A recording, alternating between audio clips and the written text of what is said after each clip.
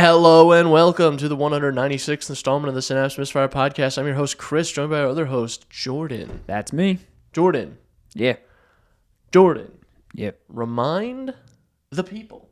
So, as always, you can find us on Apple Podcasts, Google Podcasts, Breaker, Radio Public, Spotify, Pocket Casts, and the RSS feed linked below.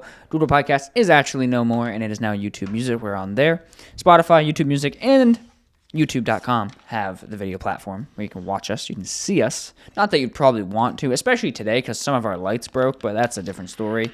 And as always, you can contact us via email, synapsemisfire@pm.me. Send your comments, questions, concerns, death threats, little kitty bid city stuff, etc., everything. Eventually, that's going to get so long as the lore increases. It's going to be like 50 different things you can send to us. I was actually yesterday. I was telling some of the guys I work with about the Spider Hog lore. Oh, there you go. I was like, I was hanging out with my buddy Jordan, and we were making some video, and he had this Spider-Man costume on, and it left nothing to the imagination.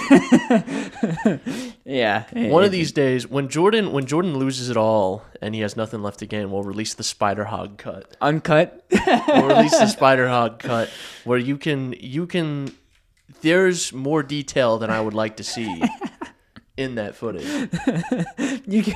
Yeah. You know that guy, do you ever see him pop up on your Instagram feed who someone will be like, I fell 1,000 feet and survived, and then he does the calculations wicked quick. He just stands there talking to the camera. Have you ever seen that guy at all? No. So this guy's wicked smart. I mean, he seems like it anyway, because his whole thing is he'll be like, just talking wicked fast about these calculations for velocity, calculations. I think I might have seen this. You've I get probably bored. I get bored now, but the first I'm like, this is cool. He's gonna make a reaction video that where he figures out the size, everything, dude. Using camera warps. The theoretical minimum and maximum girth and length of the Spider Hog. Yeah. That was an interesting day. I was just talking about that story recently about one of our Halloween videos. I don't know if it was the same year. It was, because we made potions and then we did the skit up at My Family Land, right? I was talking about, remember when that fucking thing ran out right in front of us? Yeah, the deer? Yeah, and the weirdest part about the whole scenario is my dash cam recorded everything up to that point, then skipped. Remember that at all? Yeah. That was fucking weird, dude. I was just talking about that. I was like, that shit still gives me the willies. Gives me the willies. Yeah. I get the creeps. I get the creepy qualities. But yeah. So Chris, what have you been up to other than thinking about Spider Hog? What have you been up to? I haven't seen you in a month. You know what? Really, bro? Honestly? What I have been up to. A video game came out recently. Mm-hmm. Kingdom Come Deliverance 2. Mm-hmm. I've been thinking about playing the first one. And I played the first one a little bit. I played like 15 hours of the first one, like when it came out. And I was like, the combat in the first one is fucking atrocious. Mm-hmm. To the point where I'm like, this is the only thing that's stopping me from playing this game. This is the only reason I didn't play the game. Fair. So I was like, the second one, everyone's saying that it's like a lot better than the first one. So I picked up the second one, and I've been playing that, and that game is fucking fun, dude. Do you think you can just jump in cold turkey like that without knowing much about the first? Other than I know you go from peasant to knight and that. They do a pretty good job of like explaining your motivations. And he gets like amnesia or something in the beginning, right? Well, not necessarily, well, kind of. Like they need an excuse to reset your skills back. So you just get fucked up in the beginning. That's what it is, yeah. So essentially, they kind of just and the base plot line of this, like, the only through line that's really here is like, oh, you were this peasant, and then your parents were killed, and then this guy stole this last sword that your dad ever made, and then that's kind of your driving motivation for the whole game. So you became like a knight, and then you whatever, right? But that game is fun. It's fun. And I think it answers a really important question that everyone was asking. Just what the heck was going on in Central Europe in 1403? Yeah. Everyone's been asking. It's been a big question, yeah. And apparently some hooligan named Henry was running around killing things. Henry Hooligan, yeah. And but that game is fucking fun. The combat is way better than the first one. Is it really? Yeah. I might just jump to 2 then. It's like the first one, you can see the elements of what they're trying to do, and the second one is just they refined all those elements. Yeah, because the first one, I couldn't get past the first fight. The fist Yeah. fight you have with the guy that you start talking shit to, I lost it 4 times in a row, and I was like, I'm done. Like, I'm over this. Yeah, there is a mission not that far into the game, after the 6-hour tutorial. There's a mission not that far into the game where you have to kill 2 bandits. And I might as well be splitting the fucking atom trying to do that. Yeah. In the first one? In the first game. There's not that far into the second game, you can find one of the side quests you can find in the second game is you have to go into a camp of bandits and get a horseback that was stolen. And if you're tactical enough, you can mop the floor with those guys. Yep. So what helps as well is there's a certain point at which you get your dog back, and you can and the dog will attack things. That's good. As it goes. So what I can do is I can trail enemies to like a specific area, so they kind of have to single file back to me, and I'll sick the dog on one of them, and then I'll fight this guy, and I'll turn around, I'll fight this guy, and I'll fight this guy. It's a lot of fun, and you can get entirely lost in that game.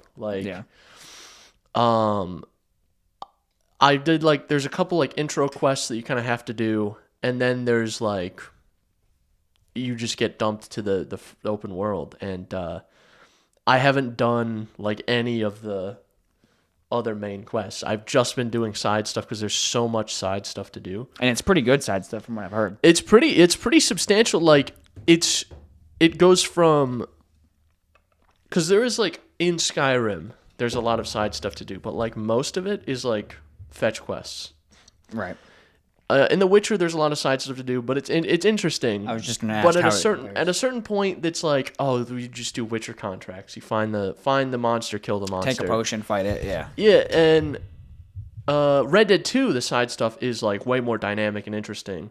But at the end of the day, there's also collect feathers. There's also 10 different reskinned missions of a guy is lost, take him home. Yeah. True. This game is it has shit like that, but it's all dynamic enough so that it feels entirely different. That's good. You are walking down, you're walking through this area, and there's a guy up in a tree running from wolves, and you kill the wolves, and he falls out of the tree and hurts himself, and you have to carry him back to his camp. And then that's when you have to find his horse. Makes sense. And he actually gives you a lead on where your dog might be. Oh. Yeah, so it's all kind of interconnected, though, in a way that's good. Yeah. Kind of like some of the Witcher quests were. The Witcher 3, specifically. Yeah, so he'll give you a lead on where your dog is, basically. And there's shit that's you'll just have random passerbys hey, come here. And there was one guy that I found he's yeah, I just fight people to the near death. And until one of us is about to die. So I fought him, I got my shit rocked by that guy. That's funny. Because it was before I had any armor really. I had does he do hand to hand, or is it sword? No, it was swords. We were, and he got me down to 1 health. God damn. And there's a lot of elements of realism in the game. So you have to sleep, you have to eat, you have drink, do you have whatever. To bathe too, right? Or people, or you get stinky. Yeah. And people are who's this stinky guy over here? No. Well, it's cool because it actually affects. It's kind of like Red Dead did it very lightly. Red Dead 2 did it, where the people would be get the fuck out of my store if you walked in all muddy. It'll affect your speech checks and stuff in Deliverance. It'll be if you have if you're covered in blood, you'll have higher chance of intimidation. If you're covered in shit, you have a pretty low chance of appealing to your regality. Yeah. So there's a lot of cool shit like that. But there was one instance where,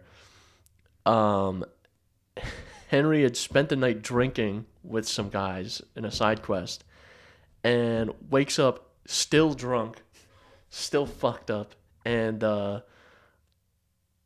I got attacked by wolves, and I got attacked by wolves and bandits. And when you reach a certain point of low health, your screen is just red. So my screen is entirely red, and I'm just like running through the thing, the area, drunk, trying to find a bed to sleep in to recover my health. And there's a lot of shit like that where it's like, if anything finds me, I'm fucked. Yeah. Even a rat. There's but the sword play, the actual combat is it's fun. It's like way better than the first one, and it has a lot more lethality than other RPGs. Where like other games, you swing a sword, and that's kind of it. It's like a hit, yeah. And it's you have to time it right. There's a good window of timing they give you, which I like.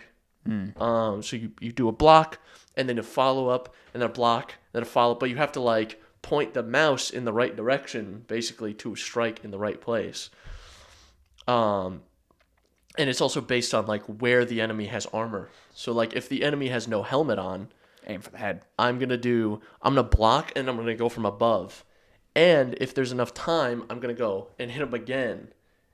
And they also dynamically react to how they take damage. So like there was one guy, I kept hitting him, like hitting his arm, and eventually like he was doing this, like holding his arm and then trying to fight. That's pretty sick. Yeah, and the bandits will a lot of them will try to surrender. And you can try to rob them afterwards. And that's pretty cool. I definitely want to try the second one. Maybe I will skip the first one. I was just thinking the first one because I was like, maybe I can fight through this combat and get there. But I have heard from all accounts that the second one fixes like 90% of the real pain points. Yeah. Right. Like, obviously, if the game style is still not for you, this doesn't revolutionize that. But if you can get through the heavy RPG stuff, the heavy life sim stuff, and just kind of enjoy the ride, I've heard that this fixes those things that ruined the ride. I also feel as though the sim stuff isn't as egregious as it was in the first one. Oh, really? Yeah, like you don't have to eat and drink nearly as much. I feel. I don't know if that's necessarily true, but I feel like that's true. Yeah. It might feel like it because everything else is better, but yeah. Yeah. That made sense, though. I mean, that's cool, though. Yeah, I definitely want to try Kingdom Come, too. So. Yeah, that game's fun. And for the Steam Next Fest, the demo for Roadcraft came out. Ooh. So I played the first 20 minutes of that, and it seems interesting. Yeah. I got to play more of it, but to get a better idea. But I just have the feeling that, and I hope this isn't the case, I have the feeling that we might get another like expeditions situation, because it seems like a similar setup, where it's like you have to go into a map, and it's not like just an open world of like connected maps. Is you just have to like click a map, and now you're in the map with your trucks and resources, and then you do a couple of things, and then you got to set up like another mission in the same map, but you have to like go out to a menu and do it that way. Yeah. Whereas like in SnowRunner, it's just you fucking drive around, and then you have missions, and then you do the missions, and then you drive around and you do the missions. Yeah. But yeah, so Roadcraft, it's like all about logistics and stuff. I guess it's about crafting roads. Believe it or not. Perhaps, yeah. They simplified some of the driving mechanics, which I don't really like. Oh, really? Like they took it like away from SnowRunner, or even simpler than Expeditions? It's like it's way simpler. Like you have like in SnowRunner you have degrees of what you can do with like your gearing and your stuff like that. So you can do oh, let me shift it into like low plus, so that I have a little more speed, but also a lot more torque. Where in Roadcraft, you just have a button for low gear. So it's like I can just, let me just put it in low gear. Let me lock the diff here. I was just gonna say, can you still lock the diff and shit? Yeah, That's good. Yeah, least, I guess. But it doesn't have the thing that I liked about Expeditions, where in Expeditions you can lower your tire pressure. Oh, that's pretty sick. Yeah. You can lower your tire pressure for better grip. Yeah. To spread out your tire more. Yeah, your contact point. That's actually pretty dope. Why do you, in your opinion, why do you think they're simplifying it? Do you think it's for a bigger audience or just like cutting corners? Maybe. Because I think Expeditions took another notch above SnowRunner in like the off-road sim stuff. I think they wanted to tone that down because Expeditions was like a huge flop. Yeah, it seems like it. And what was the reason again? Was it because of like what you were saying, where you're just like plopping through maps? Basically? Yeah, it's just like it doesn't have the same like. If they just did another sort of SnowRunner thing, I think it wouldn't have flopped. Yeah, well, because that game struck gold. That game's been very successful. Yeah, it's going on what, like 7 passes or whatever it was. Like, I think they're on like year 4 or year 5 or something. Yeah, they've been. I mean, I still see things with that game with people talking about it. And it's. I just think that they could have done another SnowRunner in like maybe a desert environment like they wanted to do, and it would have been fine. Yeah, that would be cool. Maybe instead of it being like a logistics game, it could have just been like an off-road exploration game, which is kind of what they tried to do, but they limited your ability to explore. Yeah, kind of ruined it. So I do feel like a game like that also has a hard time finding a balance between like not only exploring, but like what do you do in between? Like obviously a big part of SnowRunner, for what it is, being a logistics game, is just the driving, regardless of what you're towing, not towing, or whatever. But like with Expeditions, I could see where like, unless they cut the price down to like a smaller window, like if the game was just drive here, drive there, do this, but like without any substance, it could get a little hard to maintain. So I feel like that genre is just hard in general. Because SnowRunner I think does it really well, where it is a logistical thing you're trying to figure out, where it's like, okay, I'm on a new map, I have nothing. You don't know the map. I don't know the map at all. I don't know what to do. I don't know where anything is. I don't have any of my transport routes set up. So there's still infrastructure I have to fix and shit like that. So I'm going to get a scout truck, and I'm going to have a scout truck do some of the watchtowers so that I can unlock some of the map. Yeah. And I'll make note of all the logistical stuff I have to do. Like, oh, this bridge needs to come down. These rocks need to be fixed. We need to clear out some debris over here or whatever. And then when I have that stuff down, then you have like your convoy of trucks that you have. You have a scout that can go ahead and look at stuff. Yeah. You have or get around like tight obstacles if need be. You have your main truck with like your stuff on it. Where it's like, I need some concrete blocks and some wooden planks here.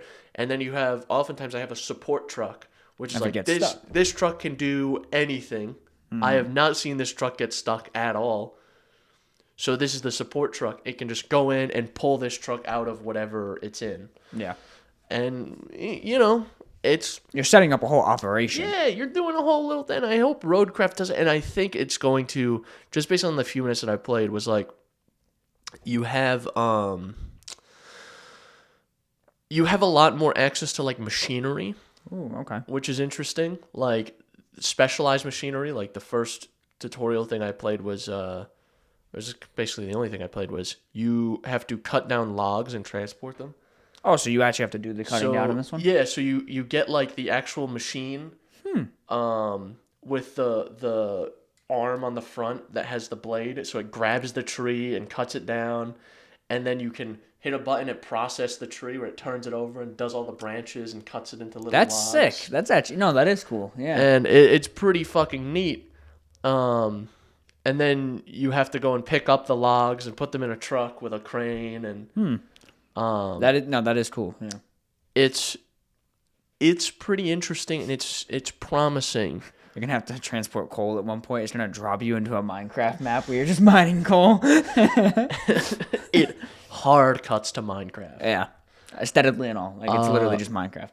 I will say that due to the way Expeditions was and the flop that was, I do say I'm not going to be pre-ordering Roadcraft. See what you guys fucking did. Saber, right? Saber Interactive. See what you guys did, Saber. You lost a customer, bro. A day one customer. I would have pre-ordered it. If Expeditions was good. I would have pre-ordered it. Look what you fucking I'd be did. like, oh, these guys have a good track record. But now I'm like, oh, this could be an Expeditions. You know what's funny? I had this same conundrum with Dying Light. Maybe fucking SnowRunner was lightning in a bottle. That happens. That I've come to that conclusion, like with certain games and genres and stuff. I'm like, sometimes things are just a lightning in a bottle. It hits at the right moment or the right time with the right circumstances, and it just does well. But that same concept you just had about pre-ordering, I had that with Dying Light, but I got lucky because Dying Light 1, one of my favorite games ever. I pre-ordered the Ultimate Edition of Dying Light 2. I was like, let's fucking go. Right? I was buying DLC before it was even announced. I was ready. That game fucked me over so hard on day one that when they announced the new one, Dying Light The Beast, I was like, this looks incredible. Like, everything they're showing is exactly what I want, but I won't be pre-ordering. I'll buy it day one if I see that performance is good, but I'm not going to be pre-ordering. And then they announced that, actually, this is replacing the DLC for Dying Light 2. They scrapped that. This is the new thing, so anyone who bought the Ultimate Edition gets it for free. It works out in my favor anyway. But I was like, same thing. Trusted developer, Techland. They made Dead Island. They made Dying Light 1. All good-ass zombie games. But 2 just shot me so hard that I'm like, nah, I'm good.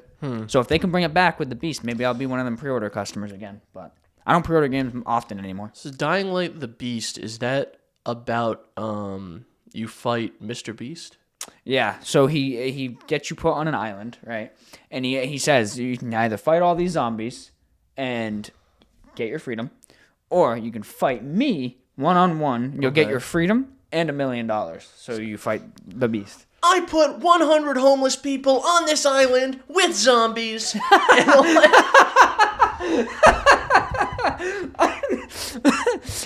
I left them no food, no weapons. No food, no weapons. The last one to survive gets $10. He got Trumpish at the end there. I did. I just, every time I do rich guy, it delves into Trump somehow. It does at some point. Because I have that cadence in my head now that I'm like, oh, I gotta do it. I gotta do it. Yo, that's the thing, right? He's like, you can either fight 10 million zombies or eat 1 Feastables. You fight all the zombies. You're like, fuck the Feastables, dude. You eat 1 Feastables and you immediately get radiation sickness. Like the Geiger counter. As soon as you take a bite, it's just off the charts. Spinning. You eat it and you immediately, all your chromosomes are damaged. You watch them in front of you, just go separate the pairs. You watch them separate. It's like that one guy in Japan who was exposed to so much radiation that they did a panel of his chromosomes. And they were so damaged he could not even begin to start rebuilding tissue. I remember you telling me about this. He was crazy. So fun. That's what you turn into after you eat 1 feast. Didn't he turn into a pile of goo basically by the end? Yeah. They were taking out towards the end. They would have him in bandages, and they would change the bandages every 12 hours. And he was off. He was putting out several pounds of liquid every 12 hours. Until he just melted away. I should have just shot him, bro. I would have been pissed they didn't shoot me, frankly. I'd be haunting them if I was him, bro. They would have my ghost there every time someone came in. My gooey ghost. I would be like, ooh, you should have killed me. You should have murdered me. I didn't want to become a goo blob. Ooh, I didn't want to become a jelly thing. Ooh. Gelatinous object. That's fucking gross, dude. Yeah, it's Why didn't they just take the radiation out of him? Just suck it through a straw. I don't think that works like that. Dude, I've watched enough Fallout. I've played enough Fallout. Why did they just give bro some Radaway or whatever? Yeah, give him some Radaway. Give not him that hard. A couple Radaways. I think he'd be good. Yeah, it would have been fine. Oh, that's so gross. That sucks. Yeah, is what it is. Yeah. But you been playing anything else besides Roadcraft and not really. KCD 2, bro? KCD? Kingdom Come Delivery. Delivering what to who?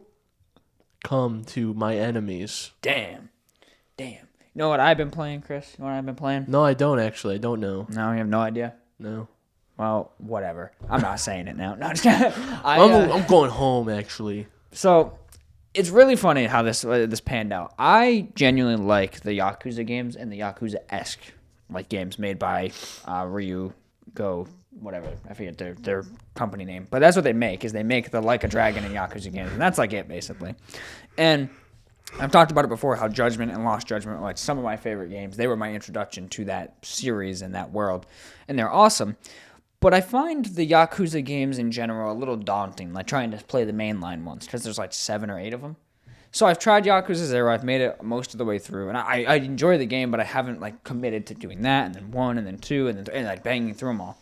So I usually stick around for the spin-offs. That's my big thing. Like I played Like a Dragon Ishin, which is the spin-off in like feudal Japan, where you're a samurai and shit. So played that, played Judgment, played Lost Judgment. And I had just been sitting there thinking, like, man, I really want to play Yakuza. Like, I want to go back to Yakuza 0 and finish it.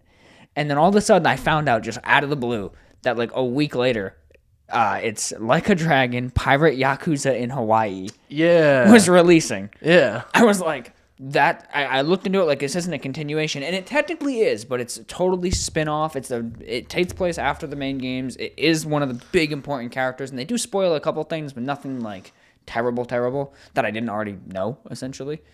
But I'm like, this seems right up my alley. This is Yakuza, but it's a fucking spinoff, right? So I bought that and I've been playing that. Dude, it is fun. It is fucking fun. The combat, it's typical Yakuza. It's a little bit more simplified. You only get 2 combat styles. So, as those who know, it's basically a beat-em-up game where you're just beating the shit out of people and doing funny Japanese things. Is it like, does it have similar gameplay to Assassin's Creed Black Flag or Sea of Thieves, perhaps? So, it does have ship combat. So, it takes a little bit to get going where you're just like this marooned person. Or Skull and Bones. It's like Skull and Bones. You can't get in the water at all. Like Skull and Bones, like where you're a pirate, but like you can't do any pirate stuff. You don't even have any weapons, actually. Everyone knows the first rule of being a pirate is be friendly. The first rule of being a pirate is you can't swim and you also can't get off the ship. That's the first rule. The first rule of being a pirate is to always make friends. Yeah, always make friends. No enemies, not allowed. Never do anything evil. Yeah, fair. Yeah, that sounds right. But no, it does have similar combat on the ship to Assassin's Creed Black Flag. It's a little bit stripped down. It's not as complex, and it's not as, I would say, realistic. It's more arcadey. So, like, your port side cannons is pretty much, you have a adjacent ship. It highlights a color, like right side is like purple, I think, or green, and the other side's the other color, and it's left and right trigger. And you just basically, it shows the reticle, you hit the button, and they fire the cannons. Like, you don't have to aim it like Assassin's Creed, where you do like out, angling it and shit. You do have a turret, like a machine gun in the front, where if you're driving head on or piloting head on, you hold the right bumper, and it just fires a fucking minigun off the front. Because that's the thing. So, point of bringing this up was it's satirical pirates. It's right. Modern day, and they know it. Like, they call each other with their cell phone while they're on the ship and stuff, and there's an entire mechanic around you leaving the helm to support on the ship so you can run around and revive teammates, and also you just have a RPG. You have a rocket launcher that you just go stand on the port side of the ship and you just fire a rocket at another ship. Like, that's the kind of shit you're dealing with. But so far, it's good. They do the spin of your character was marooned or whatever. One of the main guys from the Yakuza series, he was marooned on a beach, and he has no memory of who he is and stuff. And the Yakuza are involved in, like, the story and stuff. So far, so good. I'm, like, 4 hours in, and I'm at the point where I've got the ship. I've become the captain of the ship. I've landed in, like, the first, like, Pirates Bay, like, a bunch of swashbuckling assholes all in this one congregation. Right. And It's just funny because, like, have you ever played any of the Yakuza stuff at all? No. I think you would like Judgment a lot. It's slow going like all of them, but it's really fantastic story. So if you ever want to jump on, I recommend that one. But the thing about these games is they're slow burns. The first, like, 4, 5, maybe even 6 hours on some of them are just like run around, meet characters, talk to this one, talk to that one. Then all of a sudden shit always hits the fan. That's how it always goes, pretty much. At least in the 5 I've played. And this one's much like that. Like, it takes you a solid probably 2 hours to get to the ship and then take over the ship and then become the captain. Right. You don't leave the first, like, island on the ship until like hour 3.5 into the game. Right, So it takes a bit. And then once you're going, it's not like an open world. It's open sections. So you go to lighthouses, and you're like, okay, I want to go to this area of the map. And then you have that big area to explore with like little sub-islands and stuff. So kind of like, I guess, how Black Flag did it, where there was an open ocean, and then there was hubs. Yeah. Kind of like that. But I'd say a little smaller. I don't think there's much of like an open ocean part. But yeah, and then you just fight people on the ships. You do hand-to-hand combat. You upgrade your character. It's typical Yakuza stuff, but the story is just funny because they always lean into like the satirical side with like the combat, and your character's just this like unstoppable force for some reason. Like there's entire plot points in the beginning where like he's washed up on shore and he's like weak and he's like fighting 3 guys and having a hard time, and then he like gets some water finally, and he just goes, oh, I feel good. And then you just mop the floor with these pirates, dude. He gets They're him like, what the fuck? He gets a fucking Dasani Yeah. in his system, and he's like, well, that's exactly what I needed. Yeah. 1 16.9 ounce bottle of Dasani. Not sponsored. As he's holding it up to the lens. Dasani, the only product I choose to hydrate with. Oh, that's some delicious Dasani. I feel so much better now after drinking this Dasani. And he's holding it up. He's like, after drinking this, I feel so good. Yeah, pretty much. But Pepsi, please sponsor us. that would be nice. I'll drink Diet Pepsi. Diet Pepsi, I drink it daily. Daily. And I eat the bottles, too. Yeah, no waste around here. I use every part of the buffalo. But so there's the whole thing with it being satirical is you do if you're familiar, you do heat actions or EX moves where you build up like a EX bar and then you do like a really cool flary, You have like a finisher type thing. like a finisher, but it's like in the middle of combat. It doesn't necessarily kill the enemy. Okay, it's just like a heavy damage attack. Gotcha. And they just get funnier and funnier every time. So when you finally meet your first mate on the ship, he's a butcher. He's a cook for the ship, and he has a giant fucking cleaver, like literally like 6 feet long, just giant cleaver. As one does. And when you're fighting with him, if you do it at the right EX action as he's hitting someone, they do a takedown where he like slashes the guy and overhead throws this giant cleaver, right? And your character's on the other side of the guy. He catches it with his teeth, right? And he spins around and slings it right into the guy's stomach and stabs him with it. And then the guy comes and like pulls out the cleaver. And this doesn't kill anybody, by the way. You'll do this for like the finishing move, and the cutscene will play, and the guy will have like a bloody nose and be like, ugh, he beat my ass. What a fucking stupid game. I got to the where you fight the captain to take his ship when you're about to become a captain. I got to that fight, and I dodged, and I got behind him, and it told me to hit the button for the EX move, and I hit it. And that EX move is you literally go behind him, you put him in a chokehold, and you snap his neck. He literally just goes, and the guy's head is like at a 90. I did that for the final hit, right? So he killed him in the combat, and then the cutscene cut away, and it just cuts to my guy jabbing him in the mouth. I'm like, I just broke this dude's neck. This guy he's double dead. He's double dead. Yeah, he's done for. So it's a really fun game. It really is. I mean, who knows how the next probably 20-ish hours are gonna go, but it is a fun game. The thing with the Yakuza games that I sometimes have a hard time with is there's a lot of talking. There's a lot of just like action, and here's a 10-minute cutscene. Like that's a very like Japanese game thing to do. Death Stranding, I loved Death Stranding, and I played the shit out of it, and I beat the game. And when I tell you, I think I talked about this when it happened. The final cutscene of the game is almost 2 hours long. I almost fucking put my fist through my monitor. I was so annoyed. I beat it at like 10 o'clock at night. Or, sorry, like 9 at night, and I'm pretty sure I finished it. It was like 10:45. I was so fucking annoyed with that final cutscene. I was like, I could snap the Steam Deck in half right now. I just think you could have abstracted a lot of that out through gameplay.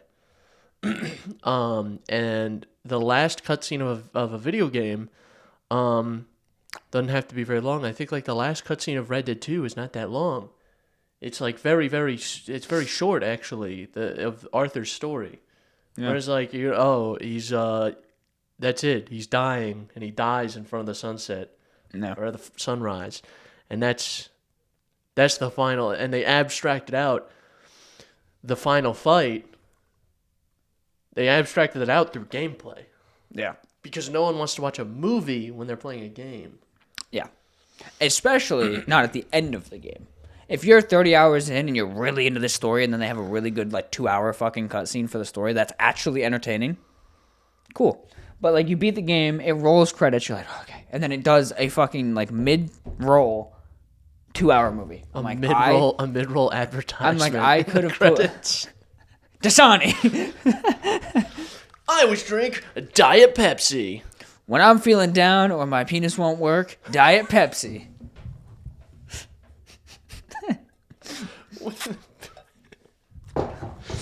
I don't think we could advertise that it does that. Dude, maybe it's just me. Pepsi. Diet Pepsi. It always makes me bricked the fuck up. Makes me blistering hard, dude. I look like... They put rhino pills in this shit. Fucking rhino pills. Oh my god. I haven't heard that in a while, but... Yeah, long story short, the Yakuza game's very fun. The Like a Dragon, Pirates in Hawaii, Pirate Yakuza in Hawaii. Very fun game. A lot of cool side stuff to do. Even the cooking mini game is pretty cool. I don't know, you just kind of got to follow the ride. I would say, though, if you've never played a Yakuza game, and you're like, man, I want to get into this series, you can start with 0. I think that'll be okay. But I would say, don't start with the Pirate one. Start with Judgment. I find Judgment to be the easiest.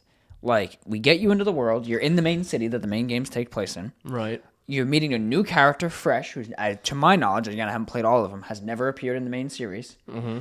And it's a totally abstracted side story, not even involving the Yakuza. Interesting. And you get into the world, and then once you're there and you're like, oh, I like this world, I like the way they tell their stories, I like this, I like that. Or if you find out it's not for you, you know what you're getting in the other ones. So... I think Judgment is the best one to step in, and then you get Lost Judgment after, so you can even continue that story. Do you ever find the Judgment? No, you lose it in the second one. Lost Judgment. Fuck, dude. What the fuck? So, and another thing that was tough for me, I don't know if anyone else cares about this. Some people do, some people don't, but I find Judgment an easy entry because it has English dubbing because it's newer. It came out 2020. Yeah, usually Yakuza 0 doesn't. Usually if for things like that where it's recommended, I'll use the original. I'll use the subtitles and Japanese overdub. Yeah, and that's how Yakuza 0 is, and I think they don't get dubbing until the third one or something. So you got that to look forward to. So Judgment, I find, like I said, to be the easiest foot in the door.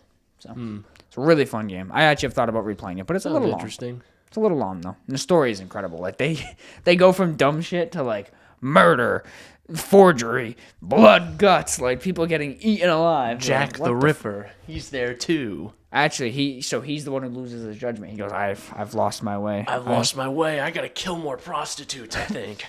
These prostitutes, man, they're still on the streets. I gotta get rid of them. They're still there. I gotta kill all of them. But, yeah, that was fun. And then, beyond that, I pretty much, I played the Yakuza game. Before that, I replayed Tomb Raider from 2013. Fun game. I was craving an Uncharted-esque experience, but I didn't want to play Uncharted 4 because I played that 1 billion times, and 1, 2, and 3 aren't on PC yet, if ever. So right.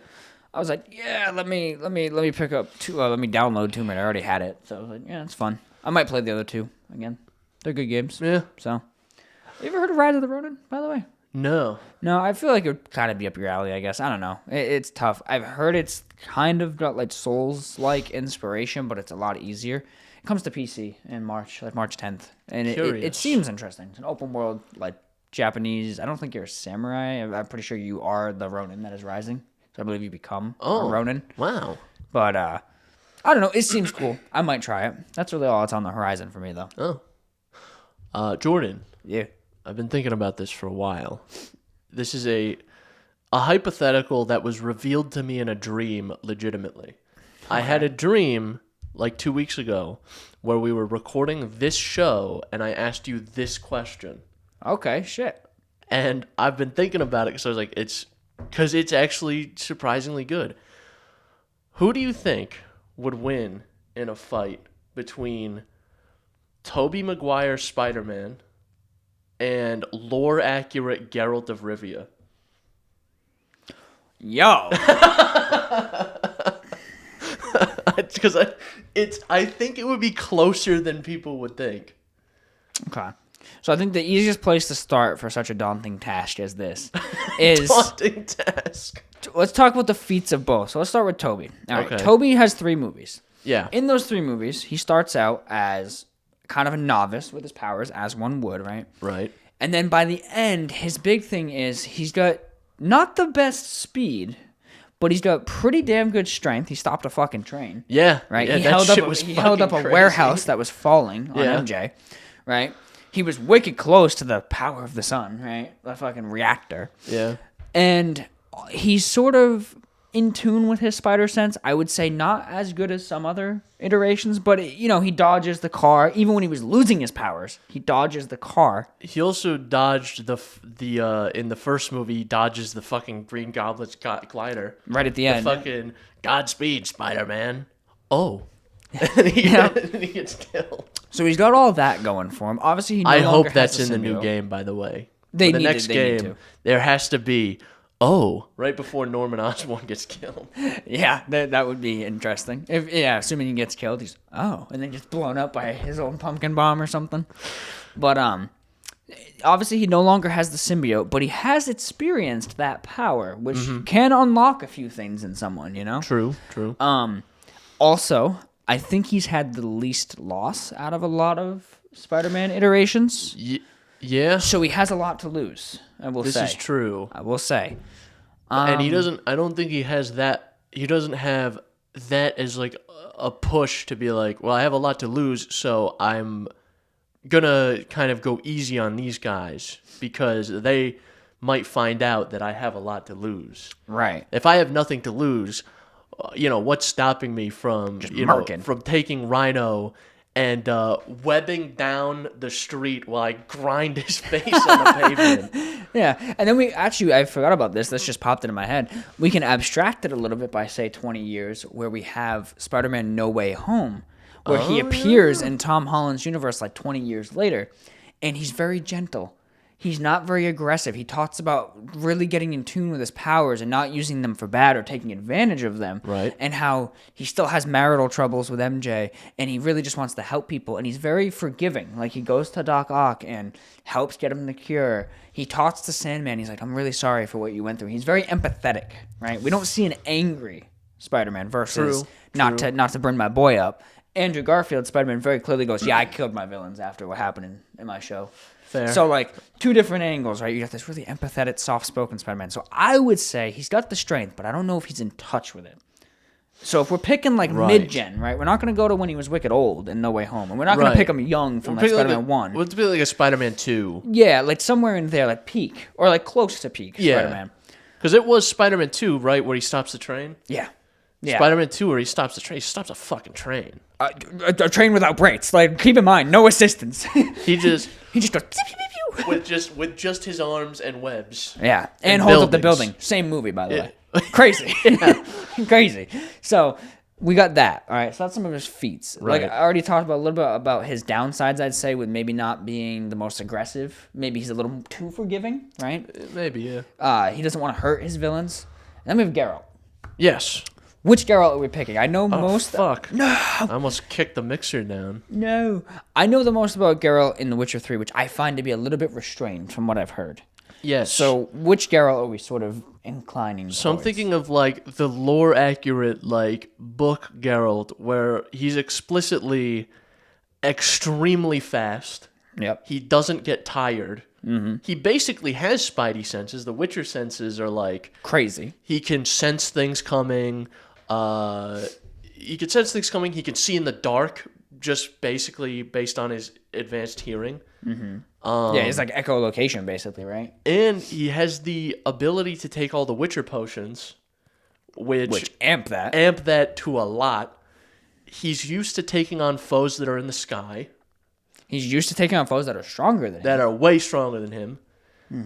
He's also very dexterous. Like, obviously, he's got that pirouette-esque So movement to him. essentially, I think when this fight starts, if Spider-Man, he seems like, you said he's very forgiving and whatever, I think he would meet Geralt on the ground. Yeah. He would try to talk it out first or something to that effect, or have some dumb quip that he has to do. Yeah. And I think Geralt, again, lore accurate Geralt, he would be on him faster than he could get a word out.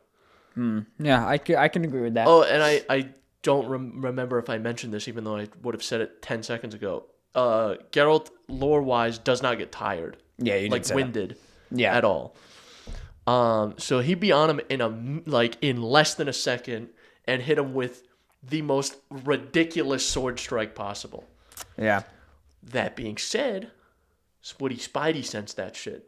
Or would it be too fast for Spidey senses? See, it's tough because I feel like Tobey is the most abstract of the Spider-Man, where you have to infer a lot of his abilities. Because like immediately my brain was like, he's not too fast, because I thought of Tom Holland's Spider-Man, where Doctor Strange separates his soul from his body, and his body is still capable of moving with no soul. Okay. That's how fast he is, right? But this isn't Tobey. That's not Tobey. This is Tobey. Yeah. So from what we've seen in Tobey's movies, he dodges a pumpkin bomb and manages to web it and throw it back with perfect accuracy Right. in Spider-Man 3. Right. We will give him a little bit of a docked point there for being amped up by the symbiote at that time, though, right? This is true. Because that kind of leans into his empathetic side. He threw that at his best friend. You know, he wouldn't have done that under normal circumstances. He would have tried to save him. Spider-Man 2, we also see him have quick enough reflexes to catch Aunt May and catch a steel clock arm and throw it back at Doc Ock before it hits civilians on the street. So we see that. Right. We see him, I believe it's also Spider-Man 2, almost get run over on a bike. No, it's Spider-Man 3. He almost gets run over on his bike delivering pizza. Yes. Does a pirouette backflip off the bike over the back of the car without even looking at it or hearing it. Just naturally flips, right? Doesn't look back, nothing. We got that. What else we got? We got on the train. He was able to track Doc Ock without really seeing him. Granted, there was a little bit of audio involved, but he mostly Spidey sensed him creeping around. Right? So we got that. I'm trying to think of another fast movement that he does. I feel like his Spider-Man was fairly slow. I said that in the beginning where he's like the least dexterous, I feel. Oh, the fire in Spider-Man 1 where Green Goblin throws a bunch of blades at him and he does a twirl. Yeah. He does get nicked, but a nick ain't going to kill you unless Geralt put an oil on his sword. Geralt might have some kind of spider oil. That's what. Yeah. Some kind of spider oil. 'Cause Anti-venom. I think, in terms of battle smarts, Geralt has it all the way. Easy. Because the Witchers, they study for years and years and years to gain the knowledge of things that they are fighting and things that they might encounter, and even how to fight off some more bespoke enemies that might Come over 100 millennia later. Yeah, things that just, this thing popped through the shattering of the universe. Yeah, one time. One time, and we got to do something about it. Now, that's a big question there, though. Is this Geralt with prep time? I hate to bring this to, like, the Batman fan level, where they're like, does Batman have prep time? No, but seriously, though, like, is this Geralt at a tavern drinking after a contract, and all of a sudden this fucking spider dude walks in?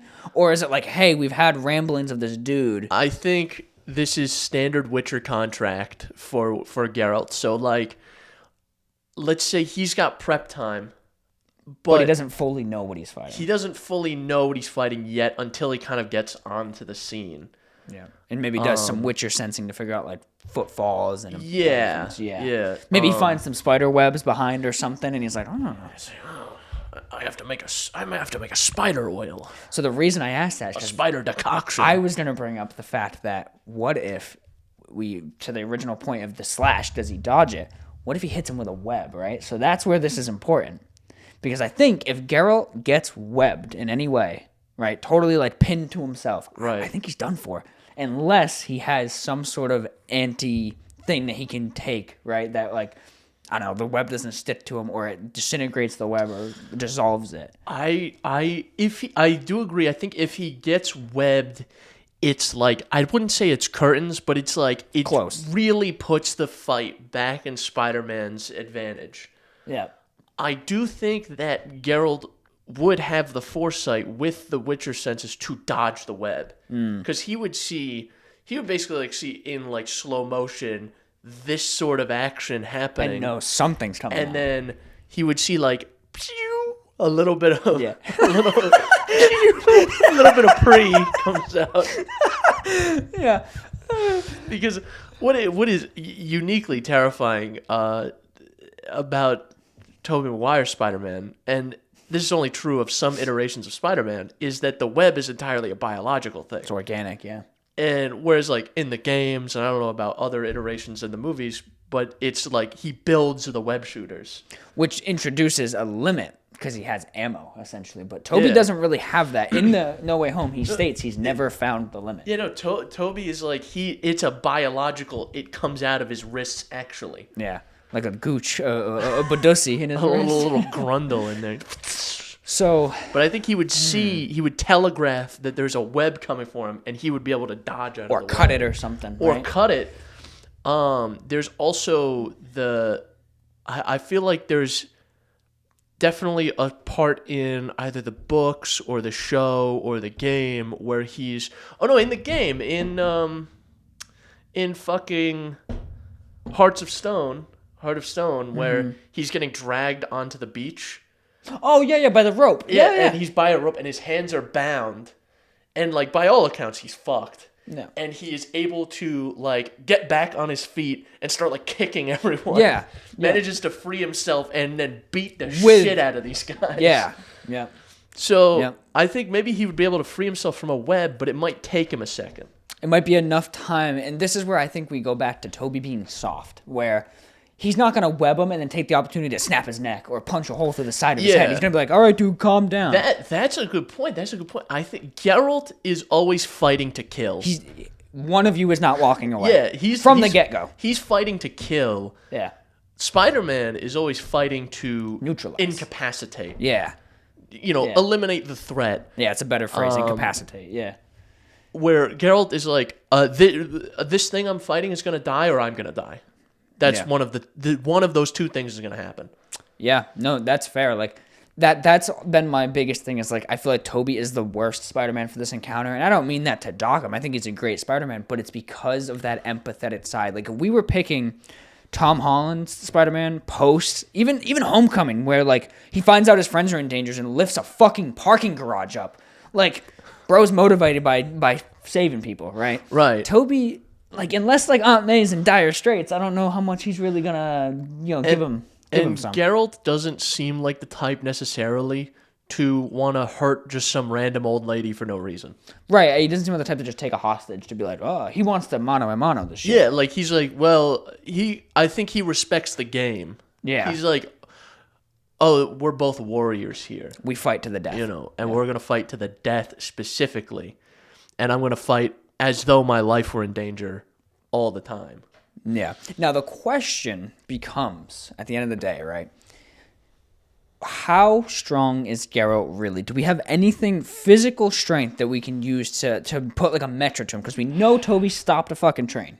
This is true. I don't think Geralt's doing that. No, that's I don't not think happening. So. I don't think so. I think his strength is more in the realm of a human. Mm-hmm. I'm trying to think of explicit feats of strength that happen. Because he's more just about the pirouette. Like, he doesn't, like, ever, like, grab an enemy and, like, throw him, per se. No. But he does have signs. Oh, my God, I forgot about signs. The signs! I forgot about the signs! Shit, the signs! Yo! I forgot. Dude, okay. So, right, picture this. Spider-Man descends. And he's like, it's you and me, Geralt. It's time to fight. Basically, he tries to web him, and Geralt fucking hits him with a igni and burns his mask right off. He goes, ow. He goes, ouch. That was hot. It's like, that one's gonna leave a mark. So, and I think Tobey's the first. Or he could use like Axie, and he could just be like, Tobey's gonna shoot a web, and then he does his little sign. And he's like, all of a sudden, he's like, I can't kill this guy. I can't kill him. And that's how Geralt gets on him. Pa, pa, pa, pa, pa, flips over him. Pa! And I think that is like, that could be like an encounter ending. Yeah, well, because now I'm wondering two things. Tobey, I think, is the first Spider-Man to have a suit that they don't talk about its resistive qualities. So, like, Andrew Spider-Man builds his suit. It's electric-proof. He can't get electrocuted in it. He does that to fight Electro. Tobey, I don't think, ever does anything to modify his suit to make it resistant to fire or electricity. Like his suit gets burned numerous times. The suit itself gets fucked up all the time. It's like an old pair of boxers at all times. It's rag and tag. Like in the first one, it just like in the first movie, it gets cut up and like you can just see that like the mask is all ripped. Yeah. In the second one, it gets burned. Yeah.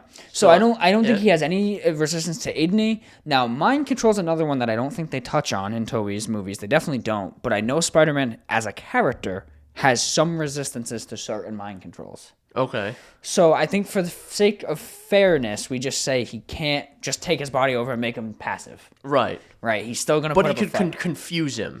I'd say he could daze him. He could maybe stun him where he can't physically see, but his spidey sense can still sort of do things. Right. Like almost like Tom Holland's Spider-Man when he fights Mysterio. And he finally realizes he can't trust his eyes. He has to trust his Peter Tingle, as they call it.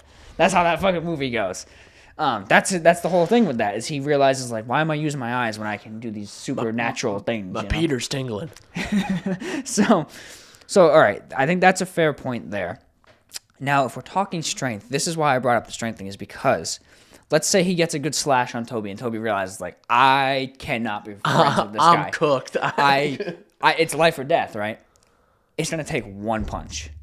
Like, one true Spider-Man punch from the guy who can stop a train to anything. Like, Geralt can't block it with his arm. He's going to hit his sword and probably fucking break it, right? If he genuinely, like, full force Spider-Man life or death punches the shit out of him and he blocks it with the hilt of his sword, I think that sword's blowing apart. It might, yeah. Right? Because you saw in Tobey's thing, when he was holding the train, he crushed into the front of the train. Like, the train didn't stop him. He crushed into it. He collapsed to the front of that train. Yeah. So steel, unless Geralt has some special whatever, enchanted sword or something that's magic and can resist, like, kinetic energy, I don't think he's going to be able to block a full-fledged hit. Now he has to land it, obviously. That's the thing. So I also think if he swings like that and Geralt is able to telegraph it, he could probably get over it and then try to slash Tobey's arm off. Because he does do that in some of the games too. That's like an actual move. Now it has me wonder, is like, could Tobey be strong enough to, like, catch that sword at any point? Maybe. And, like, I'm just thinking, because, but like, it is horrifically sharp. Well, and that's the suit isn't resistant, so if he grabs it, it's just going to cut right into his Well, head. that's why I'm thinking more with the clap technique. Like, does he have that kind of strength? Because I've seen him catch things, like in No Way Home again. He catches the glider, Green Goblin's glider. Tom Holland Spider-Man tries to smash him with it, and he actually catches it, right? So he's got that ability, but that's not grabbing it by, like, a blade or quite as, room for interpretation, right? Because all it takes is a slip, and that's going straight into his forehead, right? I think he could pull it off, like, maybe once. Yeah, and then I don't think Geralt would let it happen. Yeah. I think he After could that. pull it off, like, once. He oils the sword. Well, maybe if he has an oil on the blade, It's slippery. it would slip right through his hands. Yeah, you'd think so, right? It's entirely possible. And now, man. because Spider-Man he was bitten by this radioactive spider, whatever. Does that change his DNA such that Geralt would have to use his silver sword to fight him? Because he's still a human, sort of. I would say no, because we've watched him get stabbed by other objects and hurt. Okay, fair. We've watched him in the movie get hit with a bat and get hurt. Like, we know monsters can be hurt by a steel sword. It's just they get hurt way better or way more by a silver sword. Yeah, I don't think we have any evidence that he'd be hurt better. I think it would be equal. It'd be equal. It's not like it would hit him and he'd be like, oh, it burns, and they'd start melting. Oh, fuck. Yeah, I don't think there's anything like that. Now, if there's an oil on the blade, obviously, that's a different story. Maybe. But just a pure silver, pure steel, like, I think it's a sharp weapon. He's just slicing and dicing. Right. You also have to consider the possibility of bombs. That's what I was going to say, too. Bombs and the crossbow. And I think there's the compound that exists in the Witcher universe, dimeridium, which nullifies magic.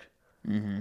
Do you think that would be affected, or Spider-Man's web powers would be affected by that? I don't think there's any magic. It's technically, like you said, it's it's biological. right? It's derived from DNA changes. It's not rewriting his DNA. It's just neutralizing magic. Now, what I was just going to say, I'm glad you brought that up, because that exact fucking substance came to mind.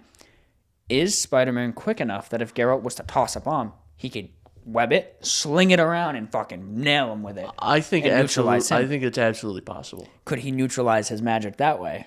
self-inflicted neutralization. And now there goes Idney, there goes all that shit. So that's all his signs gone. And now he's just a dude really trained well. And is Witcher senses magic in any way, or is it just it's bred into him? No, that's from his mutations. Yeah, that's what I thought. So he's not going to neutralize any of the mutations. So basically we get Geralt with just no signs right there. Okay. Now, we have, at that point, a really fast fucking Witcher, a supposedly fast Spider-Man that we've never really seen move fast, but incredibly strong. And then we have a really sharp sword. I personally think that it's like a 70-30 split Geralt's favor. Because there are instances where the sword gets broken, he disarms him. If it becomes fist to fist at any point with no magic, I think Geralt is fucking dead. He's a great fist fighter. I think Geralt's cooked. He's a great fist fighter, but I don't care how good you are at blocking. If he punches through your forearms into your skull, you're done. Like, that's it. I think this fight also heavily relies on who gets the jump on who. Right, exactly. Like, is he sneaking up on Geralt and having something at a bar? And I think Geralt is... I think Spider-Man is too honorable to be able to get the jump on Geralt. He would have to say a quip or something to get his He would attention. have to be... He'd be like...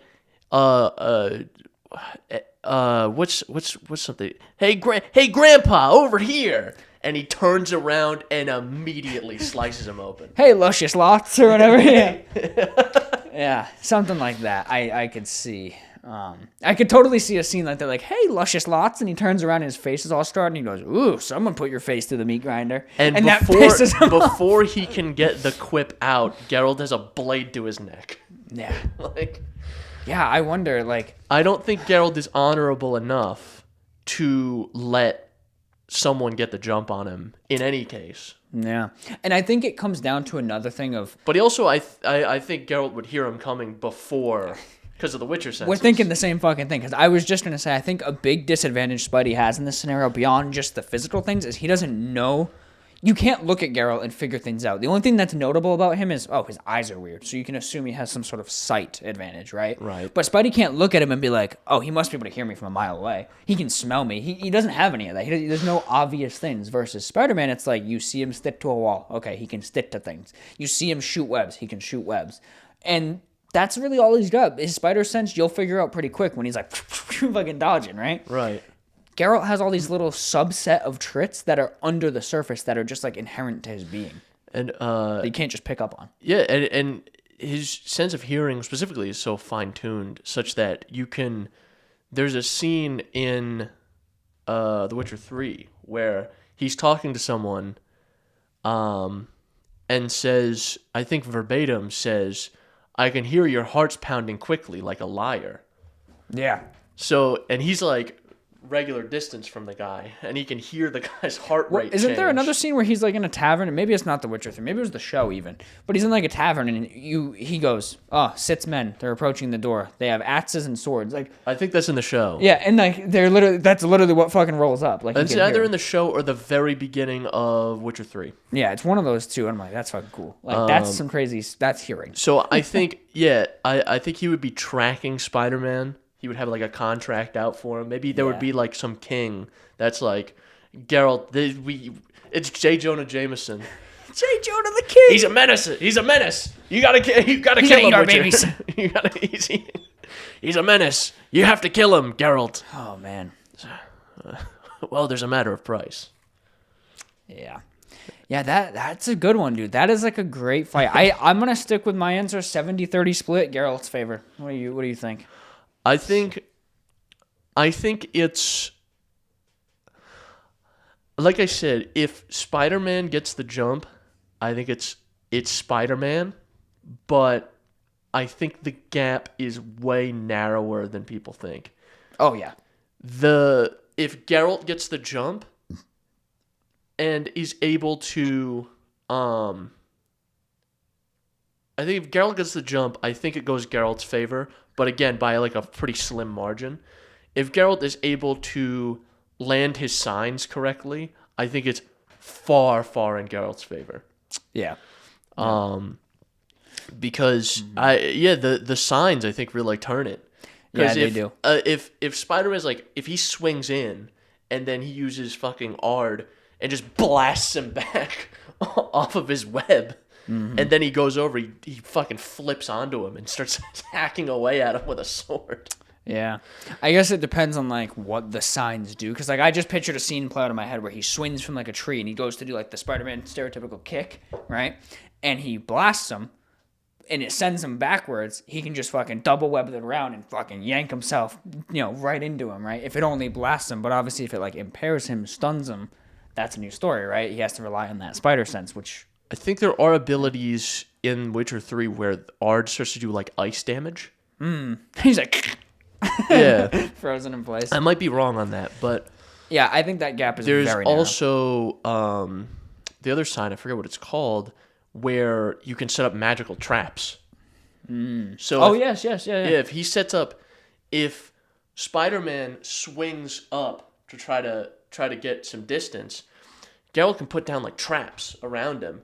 And then when Spider-Man lands, the trap springs, and he's engulfed in magic. The only thing I would say to that, this is pulling from the game, so we can veto this if need be. But do you remember, the game Spider-Man was able to Spidey sense bombs, not people shooting or throwing bombs, but just the location of bombs.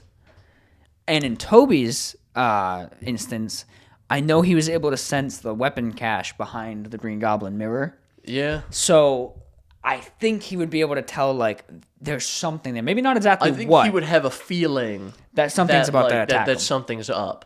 Yeah, whether it's one that he would be quick enough to get out, sometimes, not every time, but I think, like, yeah, if there was a concentration of traps, he would know something was up. Because especially if he's fighting this guy, and then he goes to make some distance, and now this guy, he does something, but he's not sure what, and now the guy's just standing there, like, probably just taunting him.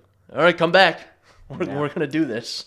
Yeah, right. He knows this guy previously was a warrior who would chase him, and all of a sudden he's holding his ground. Now, to finish this out, right, so that's my opinion on that, is the 70-30. Did you give a number at all? I think it's like a 60-40 Geralt split if Geralt gets the jump, and it's a 60-40 Spider-Man split if Spider-Man gets the jump. Fair. Now, here's the question. Let's level the playing field a little bit. Let's give Spidey the symbiote. So now he can heal from certain injuries. He is aggressive and is out to kill and does not care. And he has range. I think Spider-Man specifically out to kill, I think it is overwhelmingly in Spider-Man's favor. Yeah, this isn't like early Bully Maguire where he's like, oh, I feel good. This is like late Bully Maguire where he backhanded MJ. He's like, fuck you, bitch. Yeah. Like this is evil Maguire. Yeah. This is evil Maguire. MJ just walked out on him with the kids again. He's like, I'm fucking done. I'm ready to kill. And then he's just got this white-haired lady bitch man who wants to fight him, and he's like, all right, I'm killing that guy. Because Black Suit Spider-Man, or with the symbiote, he doesn't make quips. No. He doesn't make quips. He just shows up. And I think Geralt would still hear him coming. Oh, yeah. But he would turn around, or like he would be able to turn around on him, and that would have Spider-Man would be able to get the jump on him a lot easier, I think. Because he's not going to do something stupid, and he's less honorable. He's just immediately going to attack. Yeah. So with the Black Suit, we've seen him be faster, quieter, because he can kind of slink around, right? He's faster, he's quieter, he's way more aggressive and does not make quips. And on the strength scale, the biggest metric we've seen for his strength beyond the train is when he fights Sandman in the subway, and he tates a train to the face. Yeah. And on a couple trains, like 2 trains, and on top of that, to finish Sandman, again, lack of remorse, right? He thought he was killing him. He didn't think he was neutralizing him. He thought he was killing him. He grabs a steel pipe by a small lip, like the thickness of this table, and rips the fucking bolts, the 25 bolts, into pieces and lets this water kill this guy. True. He has no remorse, and he's that strong, right? So I think we see a way heavier split, regardless of jump this time. I think that's where it evens out, is regardless of jump. If Spidey gets the drop on him, just the jump on him, I think it's like a 90-10. With the symbiote? With the symbiote. If Geralt gets the jump on him, I think it's like an 80-20. Like it barely moves that needle. Yeah, no, I think Black Suit Spider-Man is specifically out to kill. Yeah. I think that's the biggest thing that makes a difference, is he has that same mentality now where he says, it's me or him, and it's not gonna be me. And also, I think the training wheels, or rather the restraints, come off. Where like I just thought about it. If this was like getting a drop on him in a bar, and Geralt uses a bomb, regular Spidey would try to stop the bomb from hitting innocents. Blatsuit don't give a fuck. Shit. He'll drop the building on him if he needs to. He's ready to do anything to just kill that guy. And he's like, oh well, there's because it's medieval fantasy. It's like, oh, there's torches everywhere. I'm just gonna torch this fucking building. Yeah. And now Geralt burns alive in a building, and I think symbiote Spider-Man really takes the fucking.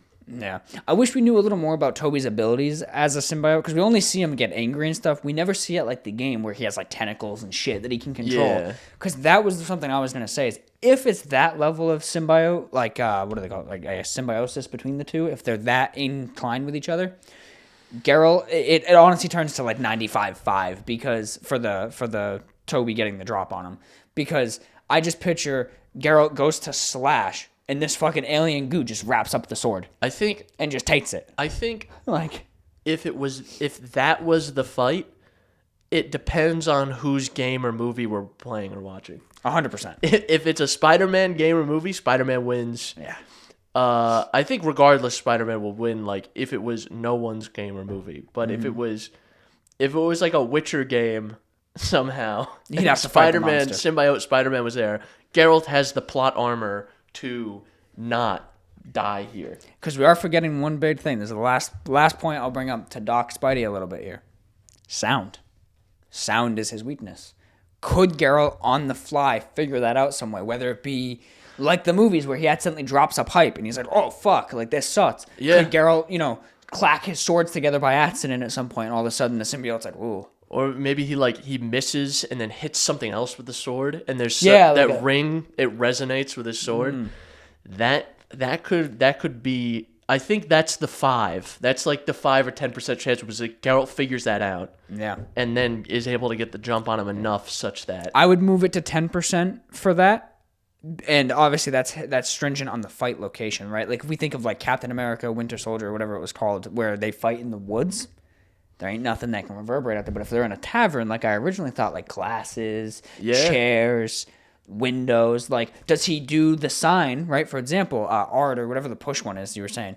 That has a really loud sound in it in the game. Like it makes like a ding sound. Does that all of a sudden blast him? But maybe he's so strong that it doesn't push him, but all of a sudden the symbiote's like, oh, my head. Let it blast the symbiote right off him. He's naked.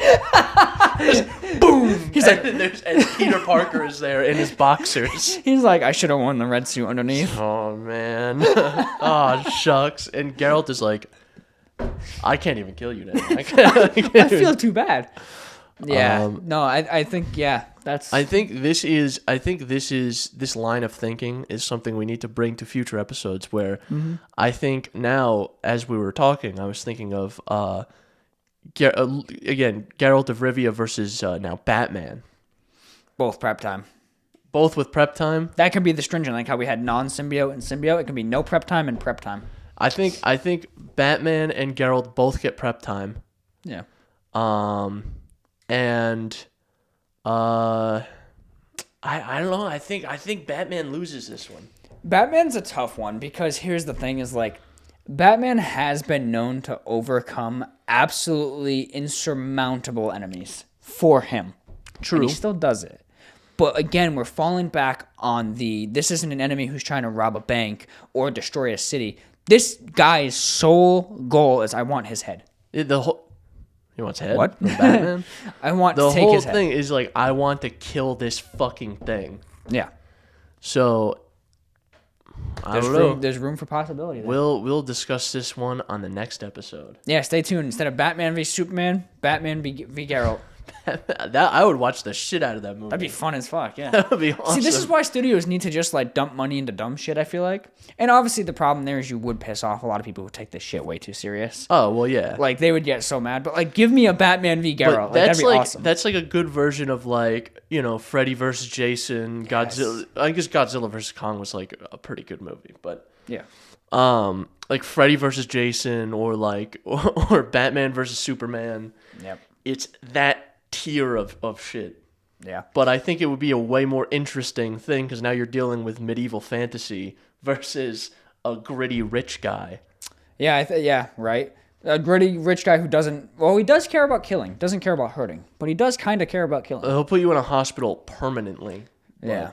He'll make sure you're eating through a tube for the rest of your life, but you will have the rest of your life. I feel like if we enjoy this enough and we keep doing this, we have to get to the age-old one eventually. What's the age-old one? Master Chief versus Doomslayer. Oh. That's like the original versus... Oh, yeah. Yeah, that's an interesting one. Maybe we'll do that one next time. Who knows? But I think Batman versus Geralt will be the next one that we do. Yeah, I think we should do. We should do that as like we used to do segments a couple times, and that will be every time. Our new segment will be this guy versus this guy. We'll just do one that's this guy versus Geralt every time. Would Geralt win? That's what it's called. Yeah. Would Geralt win? And it's this character fights Geralt. Yep. And then eventually it just we run out of characters and it's just Geralt fights Geralt, who wins? Geralt squared. Arthur Morgan fights Geralt, who wins? That's a tough one. Can bro outrun bullets, you think? I don't think so. You could probably block him. You could block arrows. Fair. But that's a bigger object, and you got to hit just a single part of it to make it kind of twirl, you know? Well, stay tuned for the next episode of Will Geralt Win? Yeah. That's it. That's it. So, as always, you can find us on Apple Podcasts, Google Podcasts, Breaker, Radio Public, Spotify, Pocket Cast, and the RSS feed linked below.